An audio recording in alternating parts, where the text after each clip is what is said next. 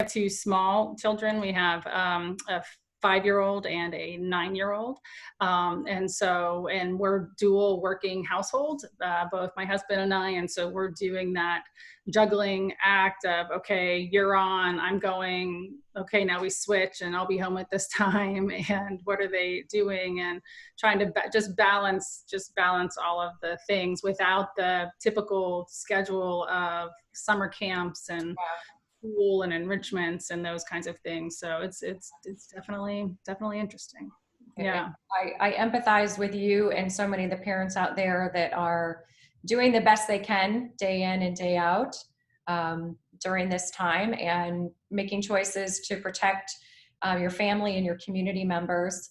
And so it's really nice that we have the opportunity to do this virtual discussion so that people at home in Pinellas County or wherever they're viewing from have a chance to get to know you a little bit. Let me share just briefly my background and, why are the two of us talking together on a Tuesday night? And I was looking back in my calendar. I've been a Pinellas County resident for nearly 2 decades, which seems like the time has flown by. And it was 2 years yesterday that I was approached to run for the Florida State Senate in District 24, which encompasses a lot of Pinellas County. And it was kind of a call that came from nowhere, but I knew it was something that I needed to do. And so I have so much respect for you stepping up and wanting to run for public office for something that I know is so personal and important to you. During my run for the Senate, of course, I've spent my life doing environmental science and conservation work and really looking at the health of communities and our natural systems. But the education was a big part of my platform, not only because I think it's, the backbone of strong and vibrant communities, but because for me it is personal. I was a child, the product of public school education all the way from kindergarten up to getting my master's at the University of South Florida in Tampa. And both of my parents were public school educators. So I know firsthand their dedication to public education. So thank you. And I wanted to just let you talk a little bit about your background. I've been spending time getting to know you some more, and it's so interesting because you're a Tampa resident, spent about 10 years in the Navy working as a surface warfare officer. So what does that mean? That's a great title. Sure. So I'm a Tampa native. I live in St. Petersburg now, but so the surface warfare officer is somebody who's on ships, essentially. So I did 3 different deployments to the Middle East. I was stationed out of San Diego. And as a surface warfare officer, when you're on the ship, especially as a junior officer, you get qualified in all the various sections. So I was an engineering officer at watch. I was what's called the officer of the deck. So you're the person on the bridge who's responsible for making the various calls and when it's a $1 billion warship and you're 23 years old, that's a pretty significant responsibility. The Information Center, which is what you see in the movies where there's the blue lights and they're like launching with missiles and such, which actually our ship, twice on my deployments, we were called to national tasking. The first one in 1998 when President Clinton launched Tomahawks into Afghanistan and Sudan, our ship was one of those. And the second one, our ship put the first Marines into Kandahar in the long range range there, and I was part of that planning task force. Wow. That's phenomenal. Thank you for your service in that capacity. I mean, that's enough of a resume component, but I know from there you transitioned into the building industry and came back to this area, and then now are working with the James Museum and serving as their executive director. So take me a little bit from when you came back kind of stateside and decided to work in the private sector. Sure.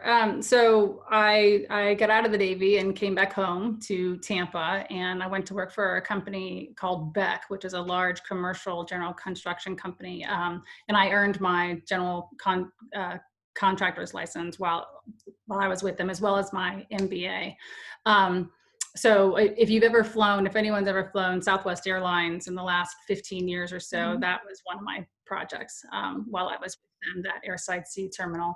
It was amazing working in construction. I mean, you get people of and very similar to the Navy, as a matter of fact, you get people with all different kinds of expertise, right? I mean, in construction, people can really relate to. You have concrete, the electrical, the plumbing, the structural engineers, all the different parts and pieces, and you have to, know enough and be experienced enough to manage all of those different subject matter experts and be able to produce a remarkable product on a schedule, on a budget, making decisions, hundreds of people, millions of dollars kind of thing. And in the Navy, it's very similar. You've got, you've got your aircraft operators, your landing craft operators, your missile technicians, your engineers, this and that. So it's really about understanding that there are people who are subject matter experts in a variety of fields, and being somebody who is at that table, honoring those subject matter experts and figuring out together how we can accomplish the very best mission. Wow.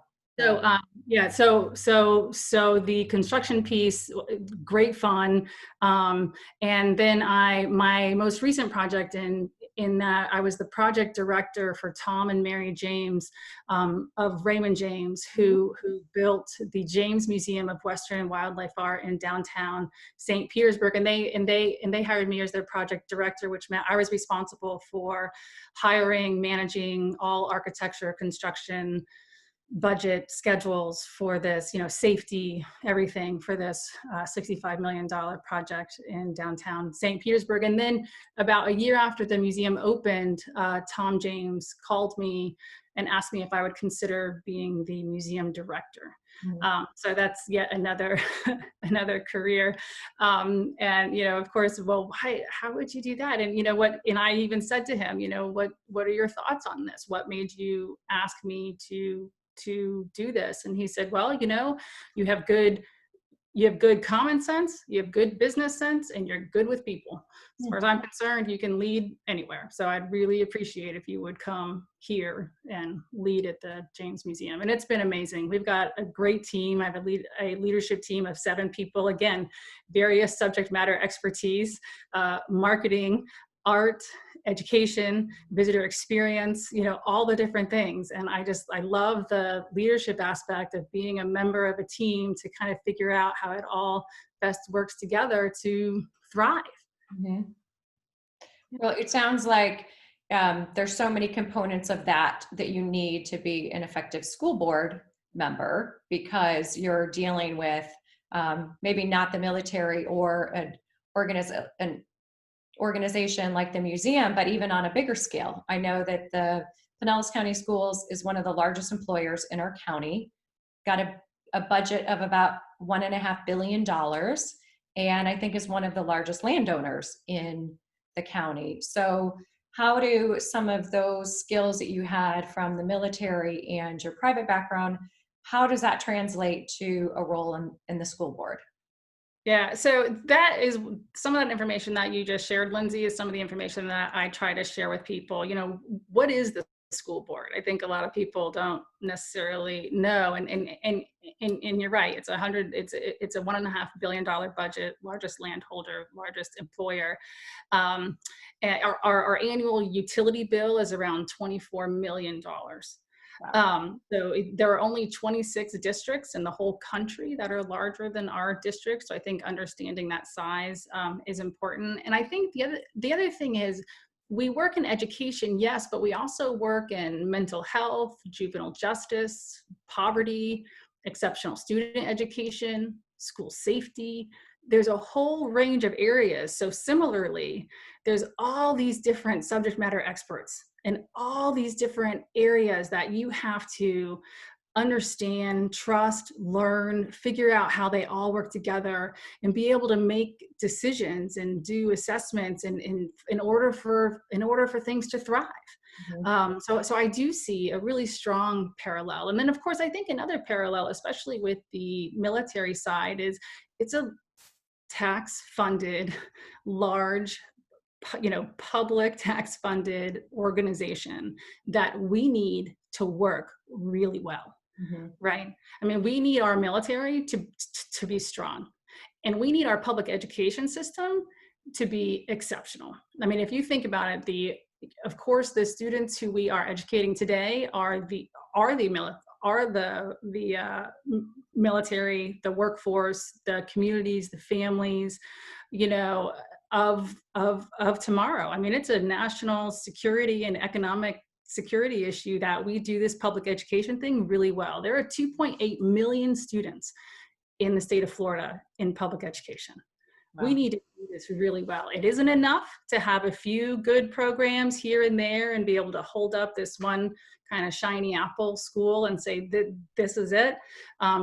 They all have to be great in order for us to really move the needle here in Florida. And one of the issues, and your experience, I'm sure, exposed this. I mean, we're the fourth largest economy in the country, right? And I know we're struggling right now. Everybody is, but we're going to get back there. Yet we're the 46th in public education funding. Article 9 of our state constitution actually requires us to provide excellent education for our public schools. It says that public education is a priority for the state of Florida.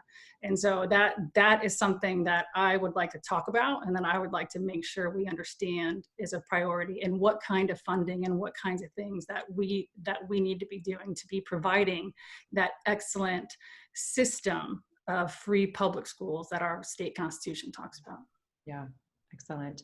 I want to back up a little bit for people who are watching on Facebook and just kind of provide a little more of like what we're going to talk about or how this format's going to be, because I can tell that we could just talk for the entire hour, and I don't want to do that.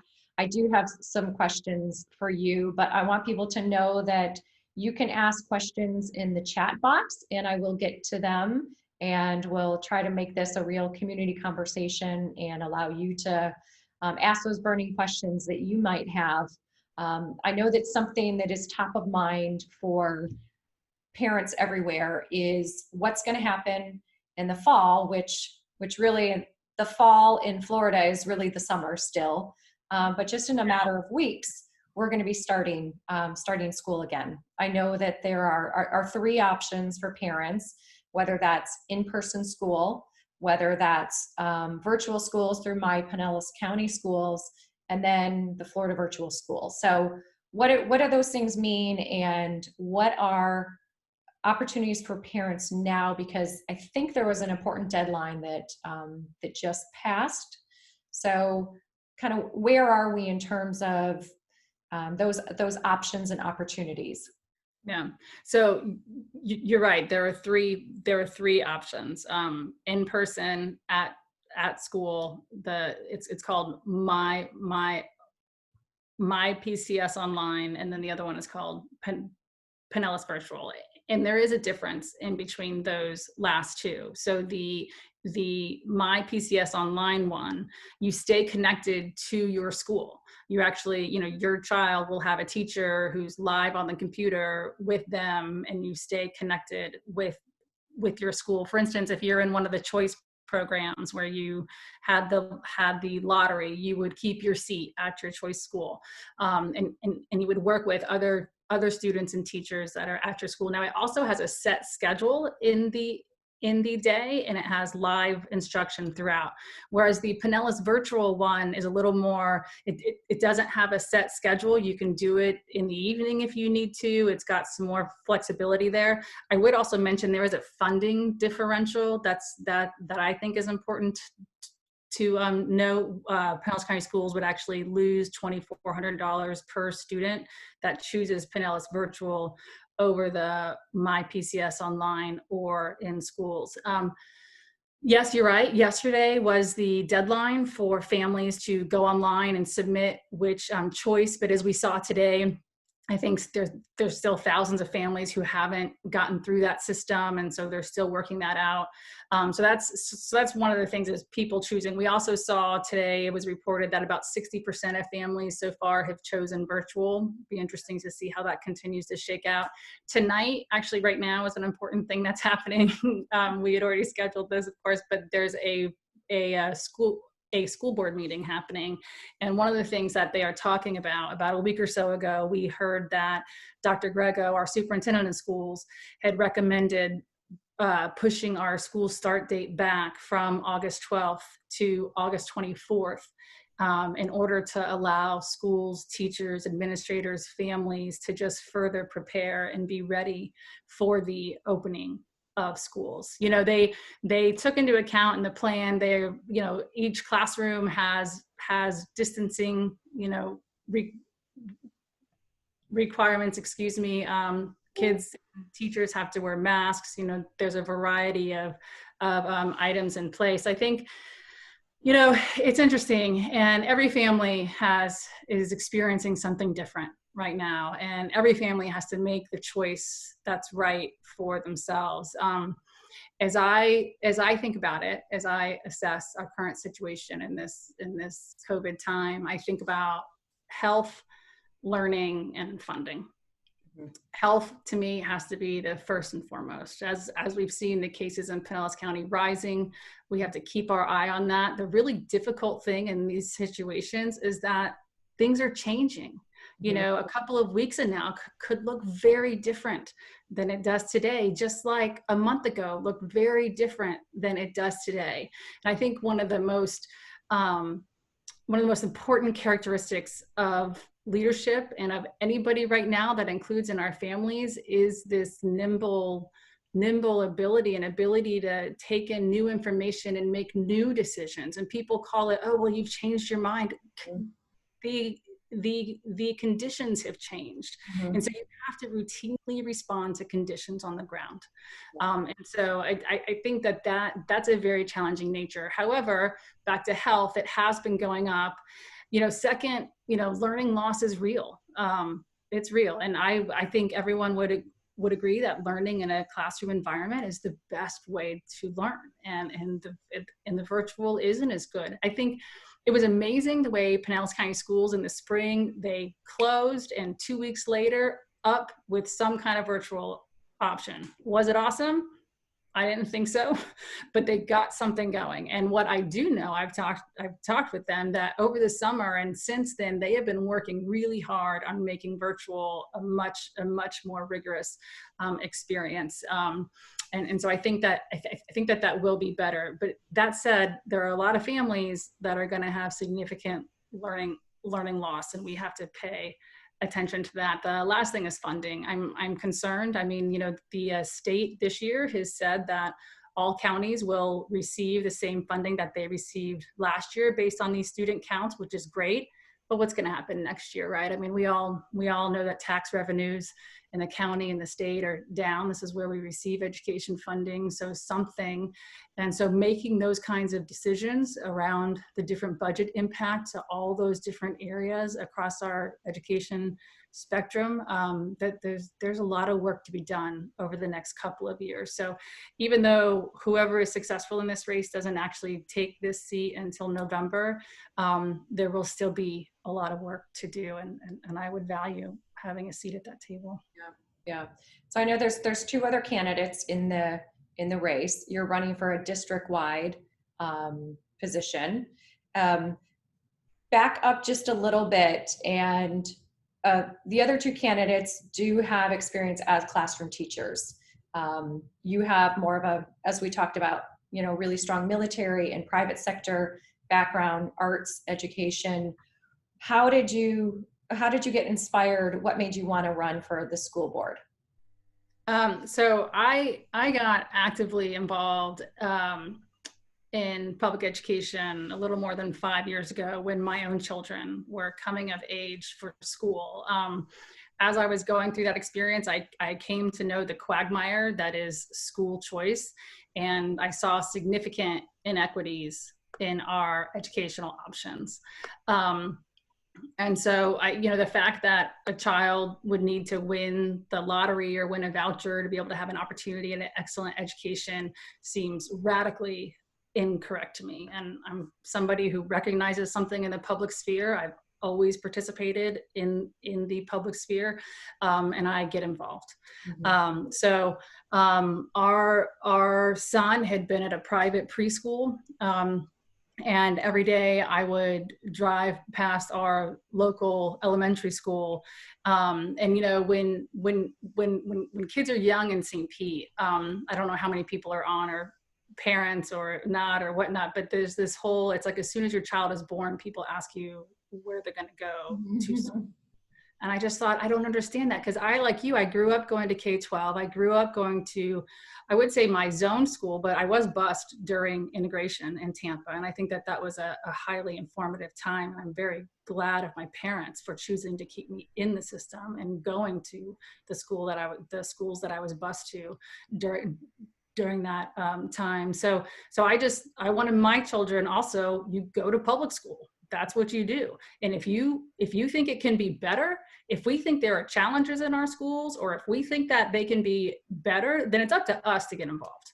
And so our school was a Title I letter grade D school. And I visited, I met the principal, who's wonderful. I walked around the school. It's beautiful. There's wonderful teachers, families. There's 74% economic disadvantaged students and 50% minority students at our school. And I learned a lot. I jumped in and said, what is this grade? What is this school grade about? Why is this a D school? What does that mean? What are these high stakes testing? I mean, so one thing after the other, I just got extremely involved. So I started a community nonprofit called Friends of North Shore Elementary, just to raise awareness in our community and to get some involvement at the school. We did a number of things through that organization. We started a language program. We actually started recess through a volunteer program prior to recess being mandated by the state, which was done by a group of volunteers, which was amazing. We advocated for preschool. Our school is one of the only 2 elementary schools in Pinellas County that does not have a preschool opportunity. And I've been working on that for 4 years or more, ever since that kindergarten teacher said to me, if I could have anything. One of the things we did was we met with every single teacher and said, if you could have anything to help your classroom thrive, what would it be? And we had a little stipend that we could help buy, like a new gathering rug, some new materials, and things like that. But this one teacher I met with said preschool. He said, I have too many kids that come on the first day of school and have never been to school. And I spend the first handful of weeks, if not more, just doing things like how to stand in line and when to talk and not talk and how to participate with one another and all those kinds of socialization things that really matter. Those things are extremely important, and it takes a lot of time. And then she has students who come that are already writing their name, right? So to see these gross inequities just had me ask a lot of questions. I have read the studies, I have done the work, I have shown up, I've met, oh my gosh, I've met Jeffrey Canada with the Harlem Children's Zone. I've studied the KIPP Academies, successes in Denver public schools. I've engaged with Foundation for a Healthy St. Petersburg, our school district, our legislators. I've been to Tallahassee on education, advocating on a number of different issues. I read the books, I read the studies. Most importantly, I listen to our teachers. I ask them, what do you need? And I do that, or I get people around me to help do it. I've never done anything alone. It's all a team effort, and it's been incredible. I did the nonprofit, and then during my son's kindergarten year, I was asked to be on our PTA board, and then I was asked to be president of PTA, and did that for a couple of years. We started 16 unique after-school programs. I had worked with Academy Prep in St. Petersburg. I hope people know it.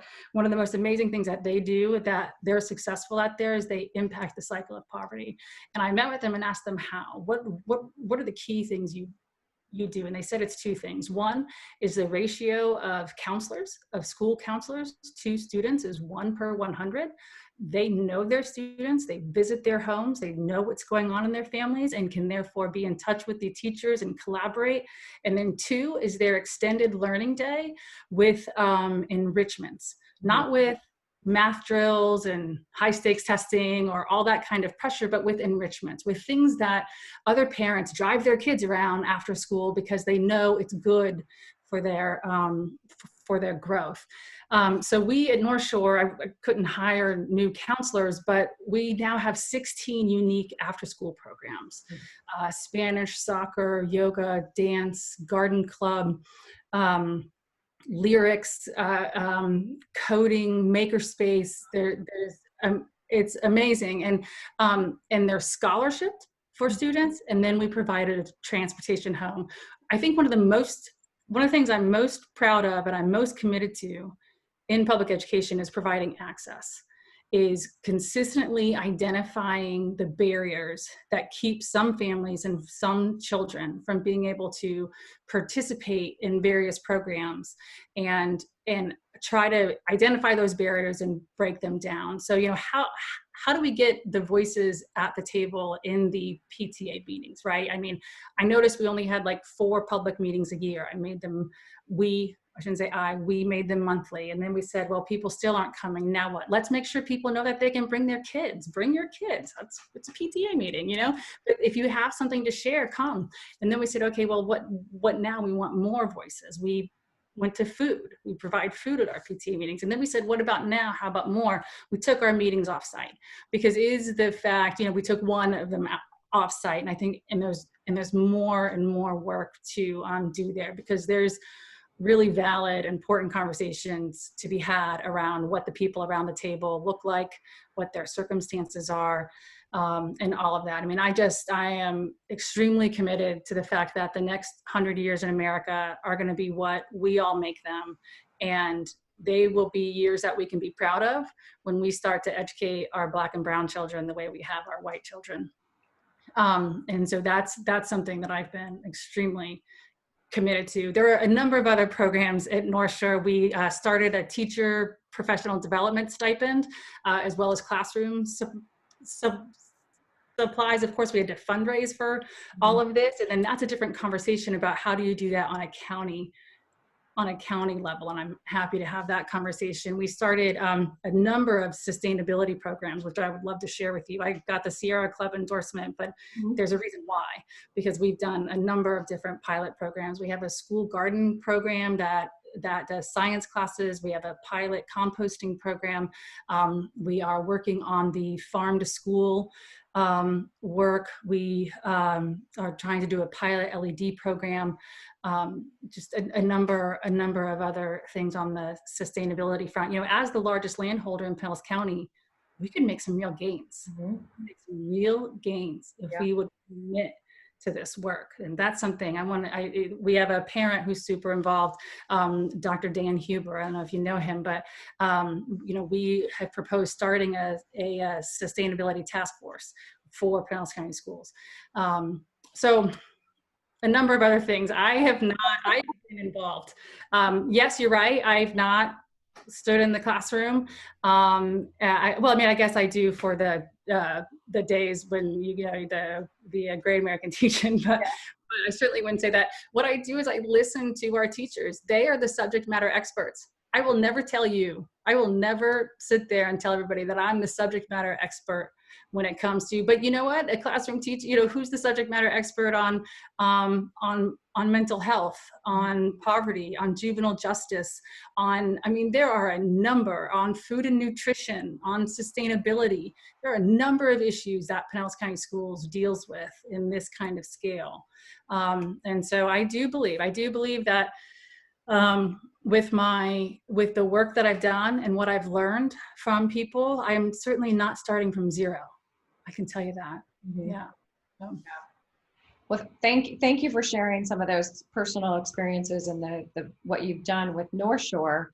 I know that you just brought up so many questions, so many things that I want to ask you about.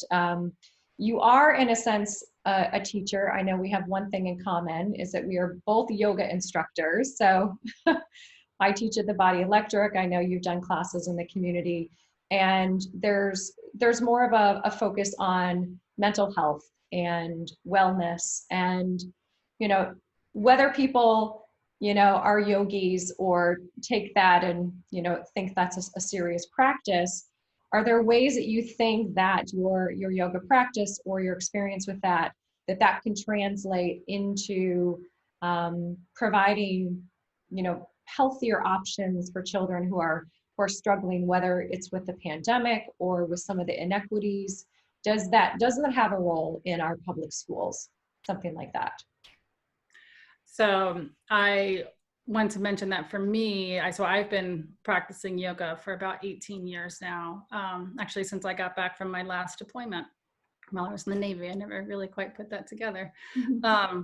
It's a very important part of my life. And one's yoga practice evolves over the years. I think for a lot of people early on, it can be very heavy in the postures and the asanas, right? Where you spend, hours on your mat and you're kind of working it all out, and it can evolve into meditation. It can evolve into just the way we talk to one another. I think I mentioned to you on the phone the other day, I'm really glad there's 8 limbs because because sometimes I'm stronger in some than others, for all the yogis on this call. But I would say, I would say it's a very important part of my life. And I think one of the most important parts it has played for me, especially in the early years, and has just continued to play for me, is the idea of may all people everywhere be happy and free from suffering. Mm-hmm. And may my actions help them to be happy and free from suffering. Mm-hmm. And so when we take that into our lives, and when we take selfless service into our lives, and we recognize that the work that we're doing isn't for us, right? Like we have a right to our work, but we don't have a right to the fruits of our work with the Bhagavad Gita. And so, so some of these ideas of seva and selfless service and community service are things that I hope that I practice, and is what is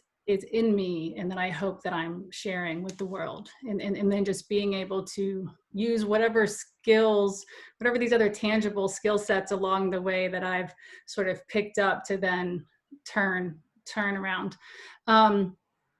So one of the things I could go all kinds of directions with this. I mentioned earlier about the counselors and in the ratio of counselors. I think that when it comes to mental health in schools, this is a place where we need a much stronger commitment. There's something really good that's happened in the last handful of years, which is this shift to what's called restorative practices. Mm-hmm. I'm not sure if people have heard about that, but basically looking at the way that we handle discipline issues. And restorative practice isn't just about discipline issues. It's really about a classroom environment, but it is shifting the way that typically a child might have a disruptive outburst or might have a challenge, and instead of just handling it with a carrot and stick type of response, but understanding that this is coming from somewhere. Mm-hmm. And how do we move through that? And so restorative practices, there's circle time with the classrooms. It talks about how do we listen to one another, how do we communicate with one another. It's really good. But the thing is, it's implemented on a classroom by classroom basis. And so even though teachers have received training on it and all those kinds of things, it has to be modeled at the very top, at the school level. And then it also just has to continue to become really part of the culture for it to have a more transforming effect. So I think that that's something very important. One of the issues we have when it comes to inequities, that's a significant one, and it's something that's being watched in the Bridging the Gap plan. Mm-hmm. With Dallas County Schools, is the gross disparity between referrals and out of school suspensions between Black and non-Black students. And that's something that is being paid attention to and tracked, and we want to ensure there is not that kind of gross disparity. And of course, that can come from a lot of places, and certainly one of them is conscious or unconscious racial bias that people have. So we have this amazing equity work happening in our schools, that I hope gets more and more further along there. We did start something at North Shore that I think is useful. We worked with a local teacher and started something called the Morning Minute, where so every single morning, the kids come in, and getting out the door in the morning with your kids can be stressful, and it's not only stressful on the parent, it's stressful on the kids. You're pushing them out of the car once you get to the school, and everyone's trying to get in their classrooms. And just this idea about, what if we could take a collective deep breath? What if there's this, all this chaos? And so we created 5 different about 2-minute videos, just taking the kids and teachers through essentially a collective deep breath. Of course, there's a little more language in there. And, one of the days is about kindness, and another one about friendship, and another one, there's kind of different themes. There's some great programs out there, like Inner Explorer is one, and I know some schools have taken advantage of that, where it brings some opportunities for yoga type of practices, if you will, when it comes to breathing and emotional recognition and choice.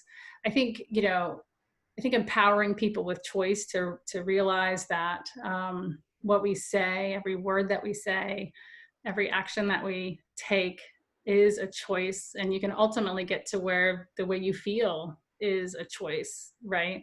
It's hard, and that's why it's a whole path, and we use that word practice because everyone's practicing.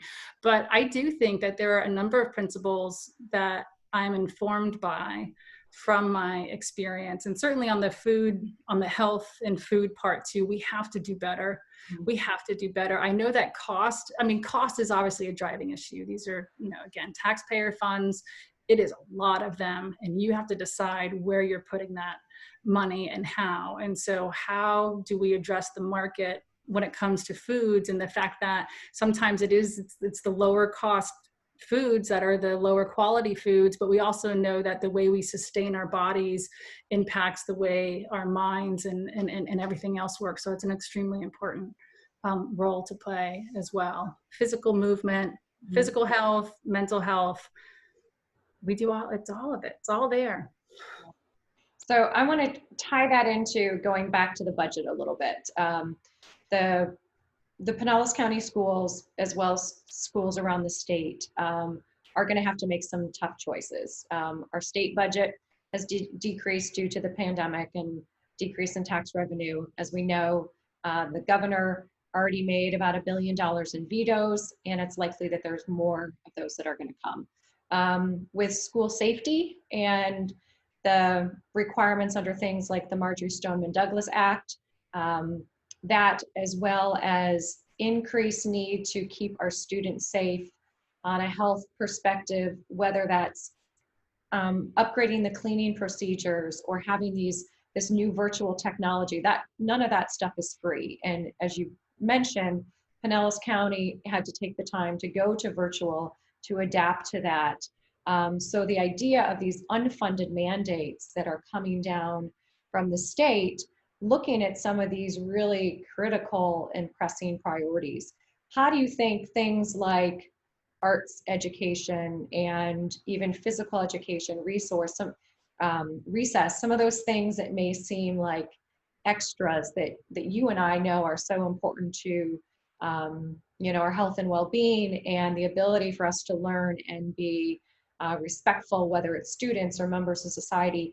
What do you think is going to happen to some of those programs? Are they going to be the first ones that are on the chopping block, or do you think there's ways to maintain those and integrate them into our programs across the board?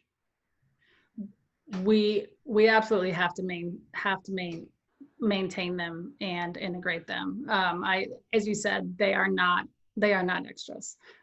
When it comes to the arts or physical education, or any of those pieces, those are extremely important parts of the well-rounded day and the expand the learning experience. I mean, we know there are studies out there that demonstrate that a child's exposure to arts actually makes them more successful in math and science and things like that. So if you want to be a super STEM focused person, which, you know, personally, so I studied aerospace engineering in college. That's what my undergraduate degree is in, and I have an MBA, and I'm a builder, so people could say I'm like this super STEM person, but actually I think we've gone too far.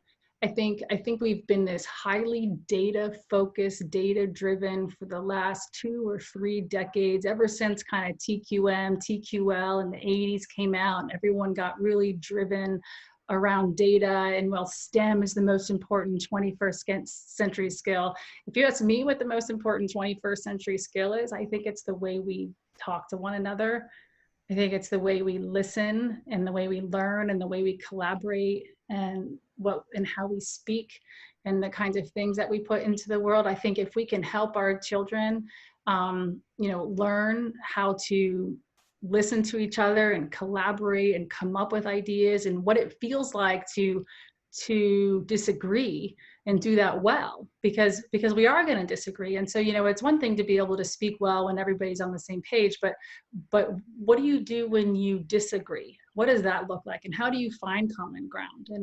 And how do we move forward? So I think that dialogue, and those kinds of things are some of the most important things that we can be focusing on. I think that when it comes to the budget impacts, again, it's a significant budget, right? So there are a number of different areas of it, and we're going to have to look at it. I don't have an answer for you today, but what I can tell you is I have a significant amount of experience with financial management, and I know that I think that would be an added value to our current school board makeup. And those are going to be hard decisions to make. I think it's interesting, you know, things have changed with our transportation costs. We obviously have not been busing, and, you know, I mean, so there are a number of areas where I'm curious about where have we not been spending money? What happened to that money? What are we doing with it?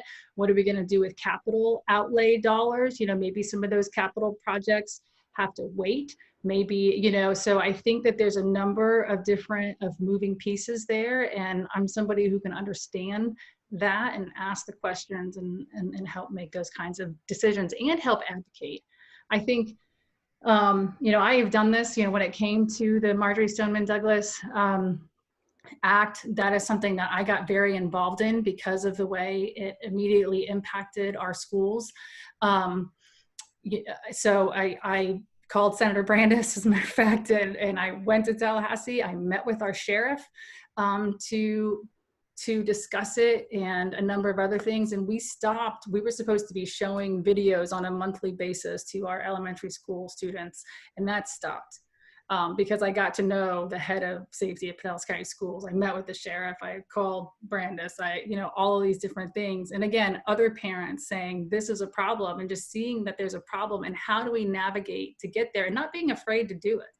You know, I'm a Naval Academy graduate. I went to the Army Airborne School graduate. I was one of 2 women who were the first and only women on that ship, on my first ship, you know, in integrating a U.S. warship. I've been a general contractor. I am not, I'm happy to talk with anybody about what I think and what others think, and to represent people and to advocate. So I will definitely be advocating for our resources and for our needs with our state representatives. Any state representative that's anywhere around the school that I've been involved with knows me, because I've made myself known, because I talk with them about funding. So I just want to mention that. That's great. That's great. Well, I know as someone who does advocacy work at the state level, how important it is to have people like you, parents or community members, constituents, talking to elected officials. And I would assume you would have that same openness with Pinellas County residents who wanted to bring concerns to you. I've been in, you know, representative's office trying to push for conservation funding legislation, a really unlikely person has signed on as a co-sponsor of a bill and asked this representative, actually from the other side of the bay, why he decided to sign on. And he'd gotten a couple phone calls from constituents. It prompted him to look at the legislation, and he thought, this is something that we need. I believe in this. And it really just took a couple people that cared enough to be engaged in it and have those conversations. So with that in mind, I'm going to look over and see if there's any questions that we've gotten through the Facebook Live. So I know there's a little delay if it looks awkward here. I'll mention while you're doing that, I think it's the listening that I'm most looking forward to. I plan, because this is a county-wide seat, I plan to hold kind of different sessions throughout the county, both with the broader community, parents, families, also with teachers, principals, administrators. I like to listen. I want to hear what's on people's minds. This is a large county. And I think that that's one of the most important things that we can do, is not say, because I do this, I think I have all the answers, but to make yourself available and hear as much as you can. That's great. You mentioned when we were talking about the different options for school, that the district could lose money based on people's choice, whether they're attending in person or virtual. Is there a role that the school board has in terms of the VPK vouchers to be used for schools? And do you know if there's hybrid options for VPK programs? That's a really good question. And I'm so sorry to say, I don't know specifically about what they've put out about the impact to VPK. I would assume that, which one should not assume, but I would assume that they had the same options about selecting in person or virtual. But I have friends who have preschoolers who say, "What does virtual preschool look like? I mean, what does that look like?" Mm-hmm. So I have to say, I don't know expressly about what the options are out there right now for preschool. I do think that early childhood education is vital. I think that it's a big piece of our equity gap. I think it's a big piece if we want to talk about the school to prison pipeline. I think that getting early childhood education, not just the 4-year-old VPK, but also the 3-year-old VPK, and not 3 hours. Mm-hmm. I mean, I don't know who's going to drop off their child for 3 hours and come back and get them, and how that impacts anybody's day. And a manicure and have lunch every day, right? Yeah. Yeah. So that is something, early childhood education and expanding that is something that I'd very much like to work on. Excellent. It looks like there's not virtual options right now because that is a voluntary program. That's what one of the viewers is saying. Thank you. There were some questions or some interest in the health and wellness. Certainly your idea about communication skills, and people really appreciate that. The importance of healthy foods. So thank you for bringing that up. On the issue of racial justice and equity. So right now, in addition to a global health and economic pandemic, we have, a rising consciousness, hopefully centered around the Black Lives Matter movement. How do you think that may change the way Pinellas County educates its students, or the way, classes are offered? So I think that this is a transforming opportunity right now. And right now is the time that we have to be listening and learning and digging in and doing this work.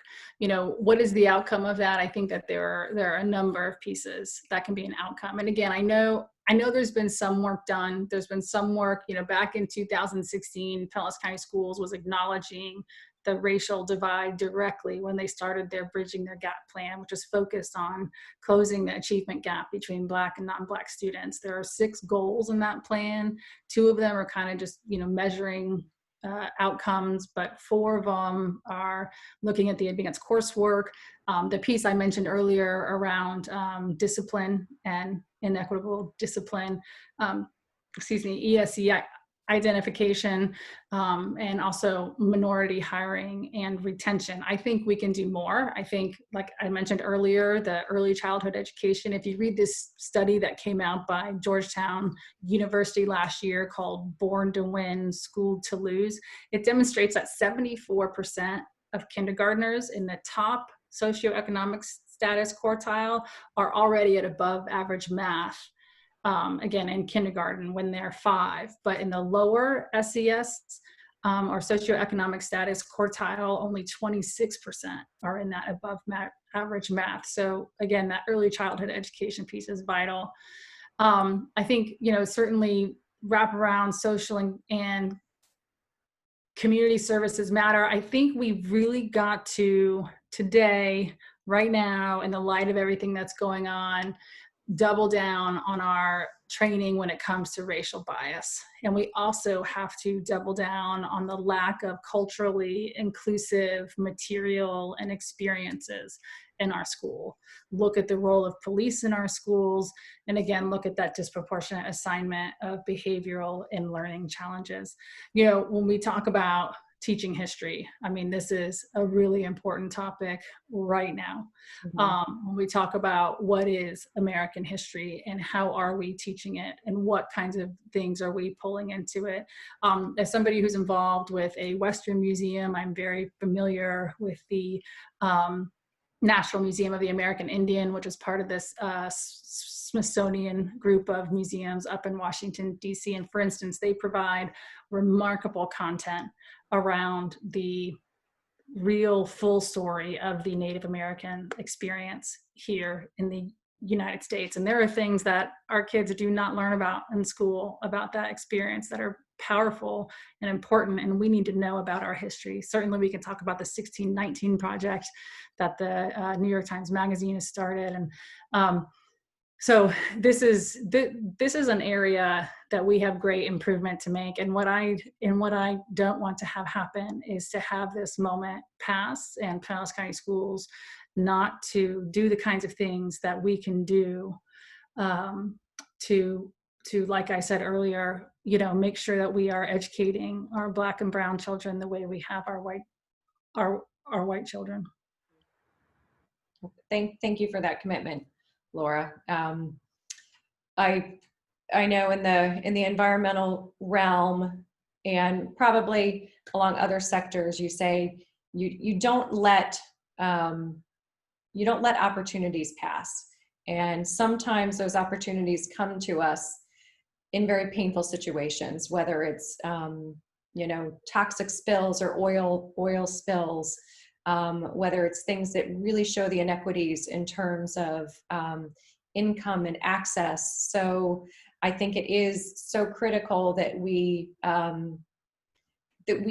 look at those difficult situations and find where we can make changes. I think first on a personal level, and bringing back the yoga practice and the self-awareness and understanding where we can make changes first, and then bring them out to our circle of influence, whether that's our family or our neighborhood, and then to the larger community, and continue to build that. So I think we have that opportunity, and if we don't capitalize on this right now, then really shame on us. I agree with you. Yeah.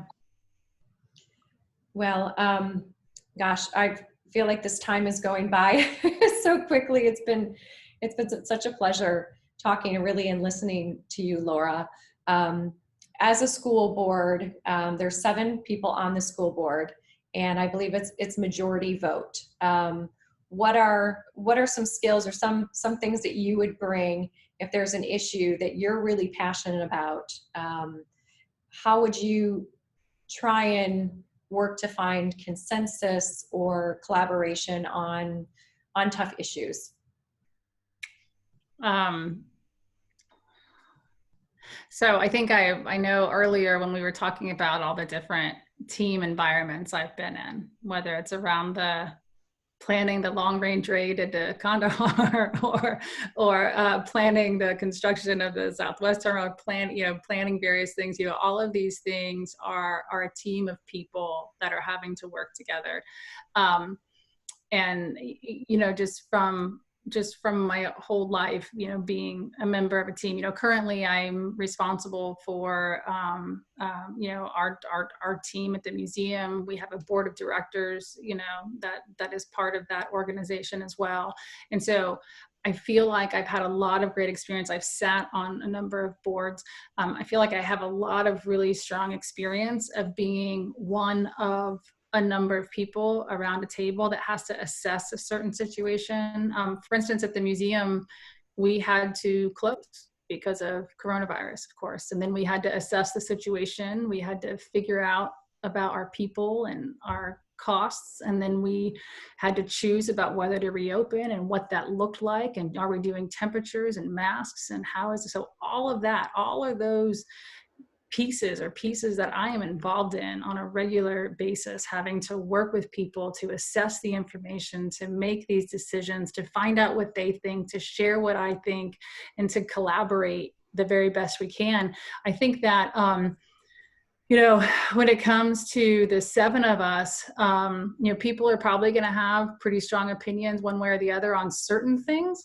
But I think a lot of things you really can share and discuss. And in all of it, you can share and discuss and just offer your thoughts, hear their thoughts, and try to find that common ground. So I guess I feel like it's something I've done throughout my life. It's something I'm committed to. And it's something I look forward. I would like the opportunity to join this team, to be part of this team. I've read a lot of what they've done and said. I've been to a lot of their meetings. I know them, not all of them. I haven't met. I think there's one I haven't met, but so I participate, and I would look forward to participating.